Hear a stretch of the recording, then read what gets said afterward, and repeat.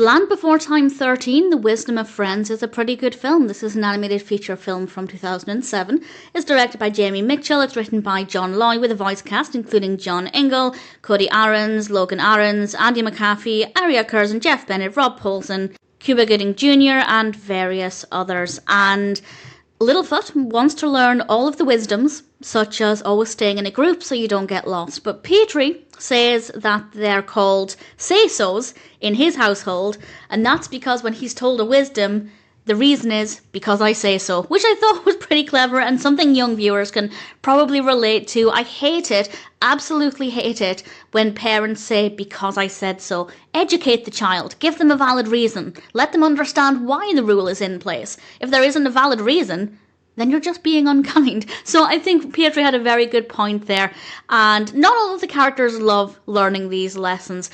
And then the kids get to meet some yellow-bellied dinosaurs. They're quite fun. They have a really nice, fun character design, interesting personalities.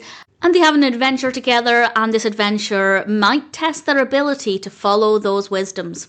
And I will be honest, the story itself, the specific plot points, it's not the most interesting. The plot points are not the most fascinating, but the messages are brilliant. Rules exist to keep people safe, and I think for young children, it can be very difficult to understand why rules are in place, particularly when you're just told, because I said so. So I think it's definitely very relatable. There are some really great messages in here, and I think it explains it all really, really well. The characters are really great, including the main cast and the new characters that we meet, some fun character designs, some nice colours. The animation is, of course, really satisfying. It's quite impressive that 13 films in, the animation quality is the same.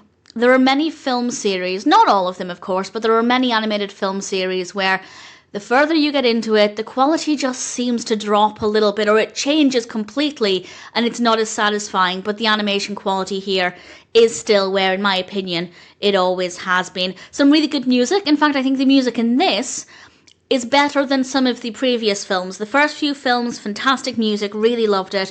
And then over the last maybe 3 or 4 films, maybe a little bit longer than that, the songs just haven't been that catchy, they haven't been that memorable. The music here I quite liked, so that definitely worked in the film's favour. And in general, it has everything. A decent narrative.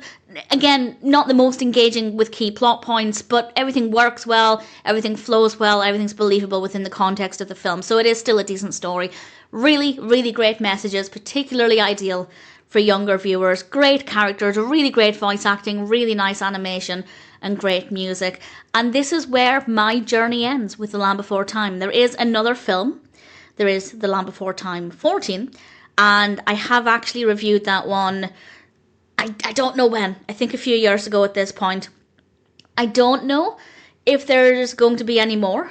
Land Before Time 13, this one was released in 2007. The 14th was released in 2016, which is certainly the biggest gap between them from the first film. It was every year, I think at one point every 2 years. So to have a huge gap there of nearly a decade, well, it's the same amount of time now, so we are due another one if they're going to keep that up. I don't know if there will be another one, but if there is, certainly I'll look out for it.